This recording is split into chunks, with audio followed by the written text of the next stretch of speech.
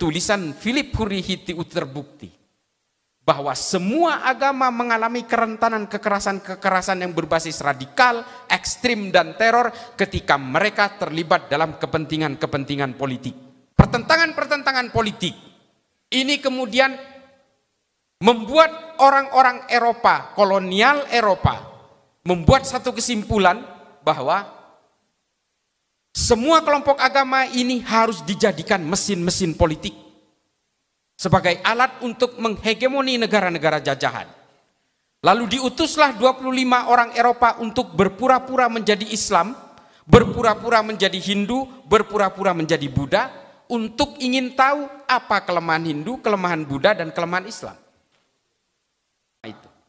Islam terutama kemudian dibuat satu kesimpulan bahwa orang Islam diharuskan untuk diperkenalkan dengan cita-cita politik. Kalau orang Islam ini berkenalan dengan cita-cita politik, maka mereka akan saling tikam sesama orang Islam dan mereka akan saling bunuh sesama orang Islam. Akan cenderung menghabisi siapapun yang berbeda dengan keimanannya. Dan semuanya kemudian dikulik satu persatu, termasuk juga oleh Snoek Horgrove yang diturunkan di Indonesia pada awal abad ke-19. Dia juga salah satu yang memberi masukan, yang kemudian mendatangkan imigran-imigran dari Yaman dan juga dari Gujarat untuk diterjunkan ke Indonesia sebagai alat bandul politiknya kelompok-kelompok negara kolonial ketika itu. Dan kemudian diglorifikasi bahwa Indonesia ini adalah bagian dari protektorat Kekaisaran Utsmani.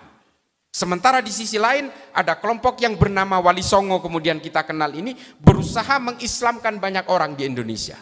Di sisi lain, orang-orang kolonial mendeploy, mengerahkan berbagai kelompok misionaris sama seperti yang diterjunkan di India, yang kemudian menciptakan berbagai kelompok enklav-enklav perbedaan agama di India. Yang dilakukan oleh East India Company.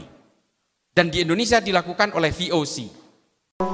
Atas sejarah yang sulit dibantah bahwa Habib Utsman bin Yahya sebagai mufti Belanda berfatwa di dalam kitabnya yang berjudul Manhajul Istiqomah Fid Dini Bis Salamah. Isi fatwanya adalah setiap pribumi diharamkan untuk berjihad melawan pemerintah Belanda sendiri dari para penjajah. Dikatakan batil, bukan jihad. Masya Allah. Ini pernyataan seperti ini sebenarnya antek Belanda atau tidak? Lalu bagaimana kalau kita menjelaskan ini bukan antek Belanda? Lalu bagaimana sih?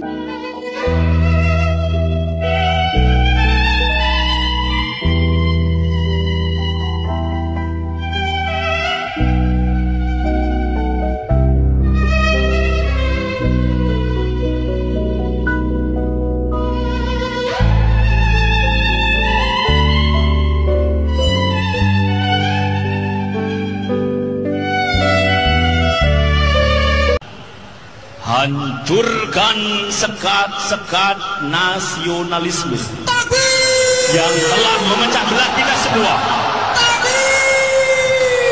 Angkat satu orang khilafah khalifah untuk menyatukan umat. Tinggalkan proses penentuan hukum perundang-undangan buat teman-teman melalui voting. Tinggalkan